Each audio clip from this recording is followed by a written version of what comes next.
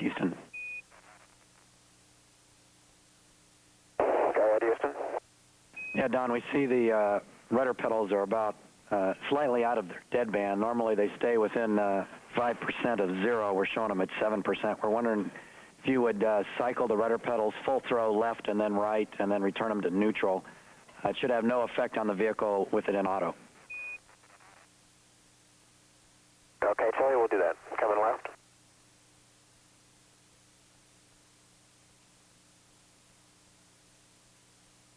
Now full right. And back to center. Okay, thank you. We'll look at the strips down here.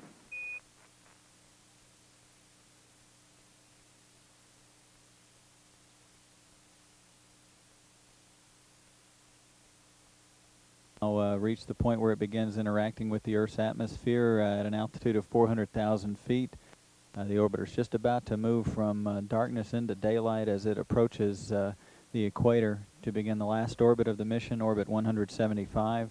The call from spacecraft communicator Kevin Chilton to Commander Don McMonagle was that the guidance, navigation, and control officer was seeing some small drifts in the rudder pedals that are used to fly the orbiter once it's in the Earth's atmosphere, while the orbiter is being flown in automatic. At this point, it doesn't affect any of the systems, and so he had Don McMonagle push the rudder pedals to ensure that they are within the drift rates that are expected. Houston, Don, we still see the rudder pedal about 2% left of the center position deadband. We believe this will be no impact today. Okay, we copy that, Charlie. Roll command has been issued to the onboard software. The orbiter now banking to the left to begin dissipating the energy built up through the launch phase 11 days ago. Atlantis and its 6-member crew is about 25 minutes now from touchdown at the Edwards Air Force Base facility. Touchdown is scheduled for 9:34 this morning Central Time, 7:34 Pacific Time. The orbiter is about to cross the equator to begin the last orbit of the mission, orbit 175. Current altitude of the orbiter is 243,000 feet.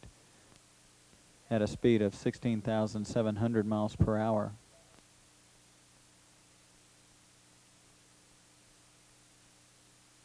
This left bank for about 10 minutes or so before beginning a roll reversal from left to right to again keep the orbiter on track for the landing approach to runway 22, as well as continue to dissipate the speed of the orbiter.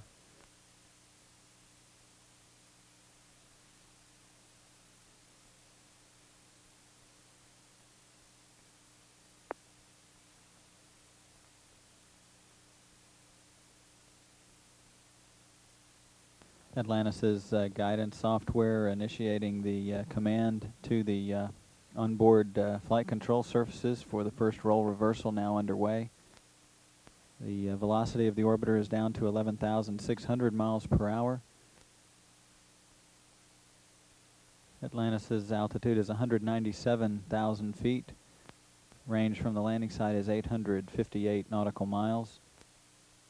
Again, Atlantis is targeting for runway 22, the concrete runway at the landing site at Edwards Air Force Base, California.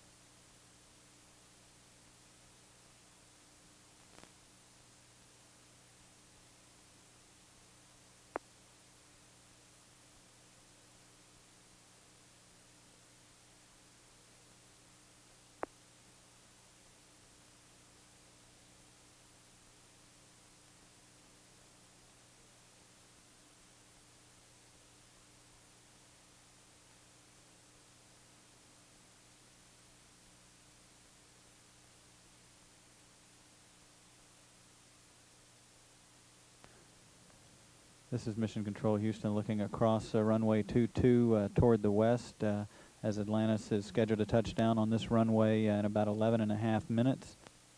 The orbiter's speed is down to 6,200 miles per hour at 158,000 feet altitude. Atlantis, energy, ground track, and nav, or go. So copy. Energy, ground track, and nav are go.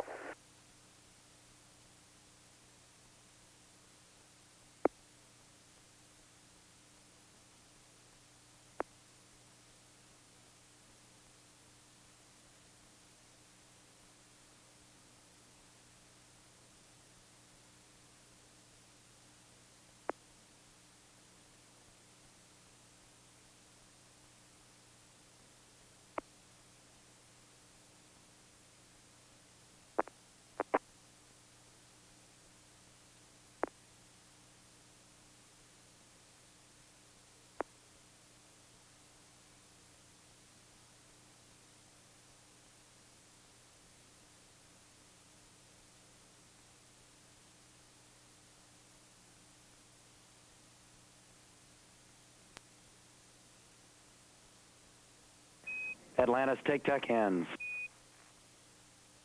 Copy. Take tech ends. Atlantis' altitude is down to 141,000 feet. Range from the landing site is 228 nautical miles.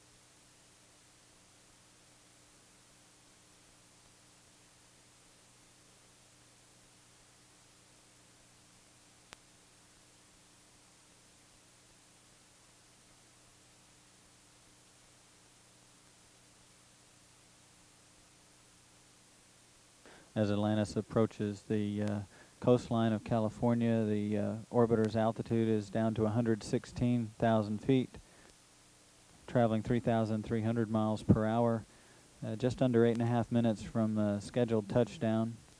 The range from the landing site is 128 nautical miles.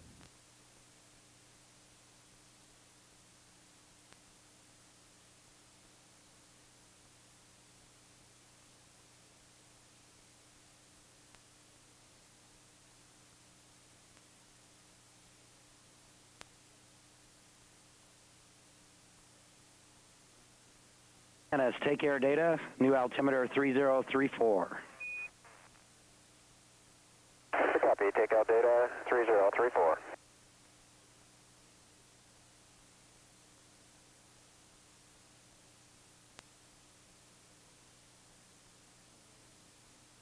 Atlantis' onboard navigation system now taking data from the atmosphere as the orbiter crosses the coastline of California. The current speed is 1,800 miles per hour. Range from the landing site is 65 nautical miles. Atlantis' altitude is 84,000 feet, approaching 6 minutes from touchdown.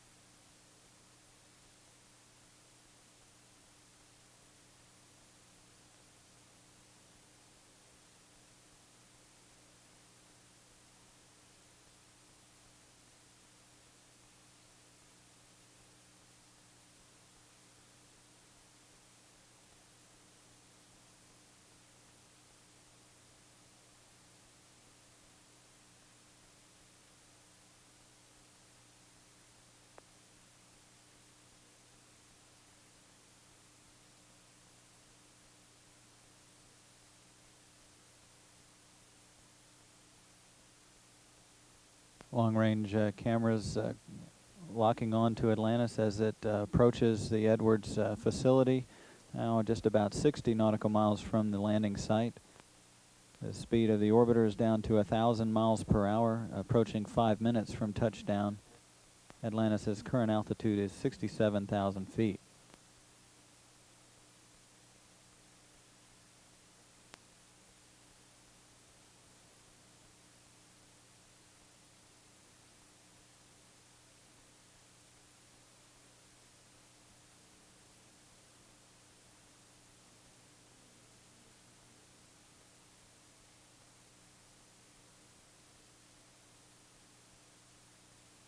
Atlantis here, slightly low, approaching the hack and correcting. You go for the subsonic and the drag chute DTO. Surface winds are calm, no changed weather. Okay, we copy all, Joey.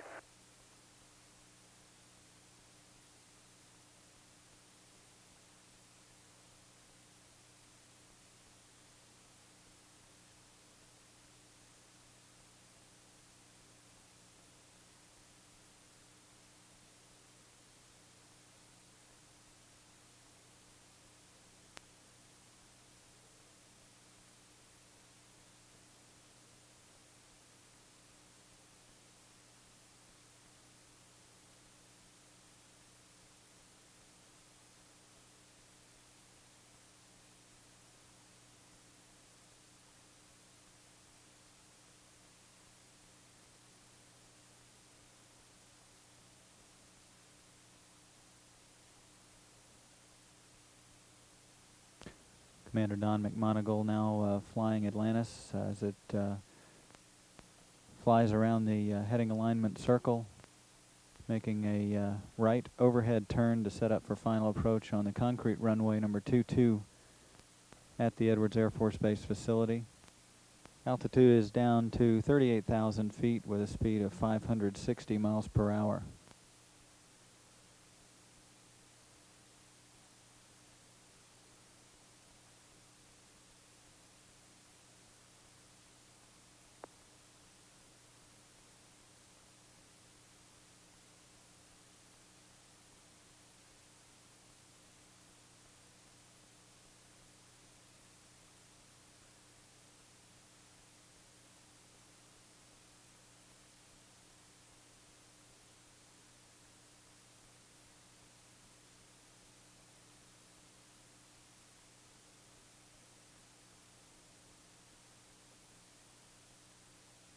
Atlantis on energy at the 180.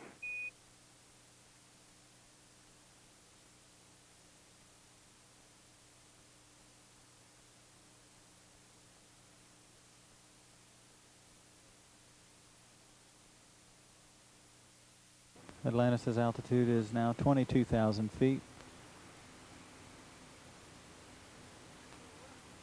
Completing the final turn, setting up for... Atlantis on energy at the 90. We copy. Setting up for landing on runway 22. The speed of the orbiter is down to 460 miles per hour.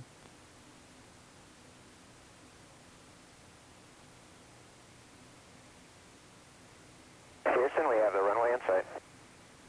Copy, wind check calm. We copy.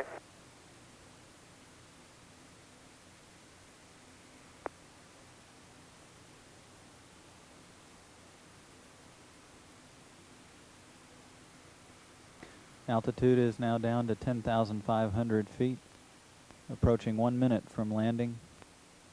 The orbiter's velocity is down to 400 miles per hour.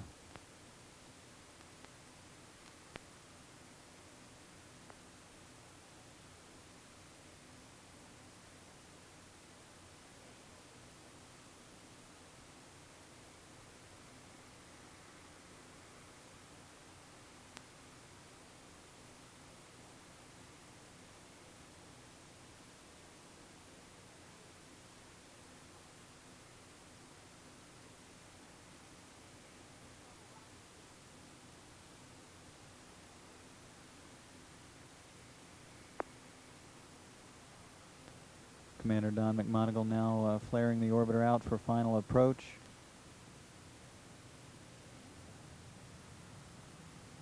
And the landing gear is now down and locked.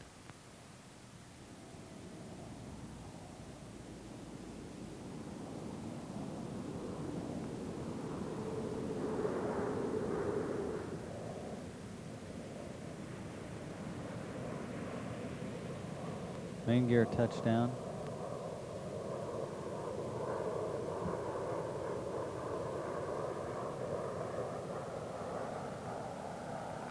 Nose gear touchdown.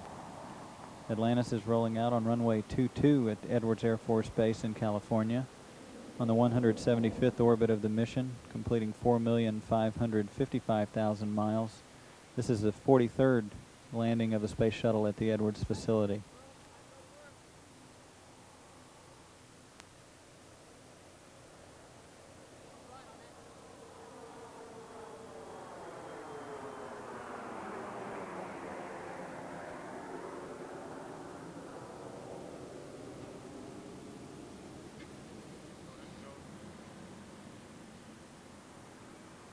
Wheel stop, Houston. Copy, wheel stop, Atlantis, and welcome home. It's a great way to end 94. Beautiful mission. I absolutely agree. We appreciate all the international support we've had on this mission to planet Earth.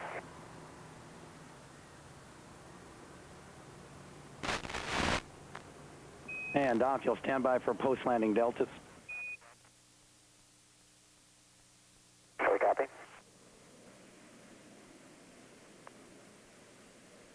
As Houston, on APU-1 during entry, we were monitoring some fuel line temperatures, and we're not sure if it's a deuce or not, but they were erratic.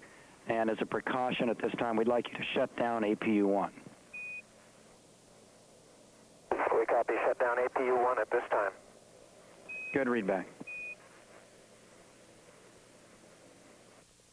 Houston, Atlantis, do you have a position for the SSME repositioning?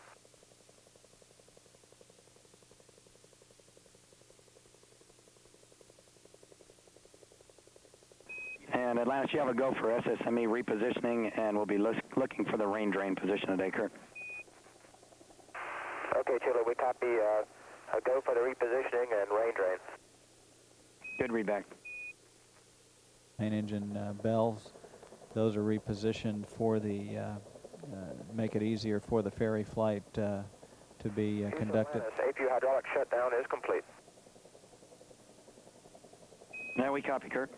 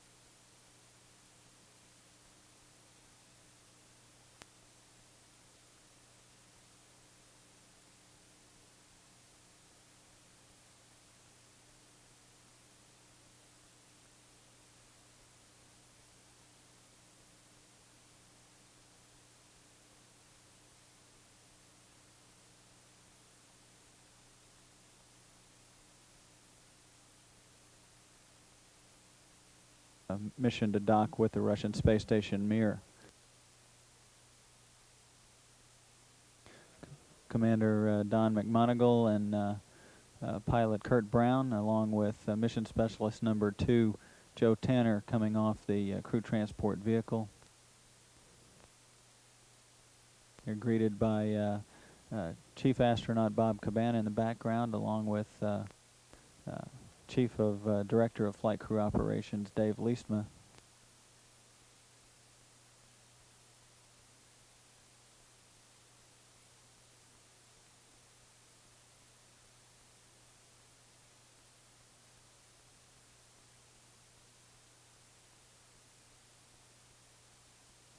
STS-66 was Kurt Brown's second voyage in space, Don McMonagle's third, and Joe Tanner's first flight.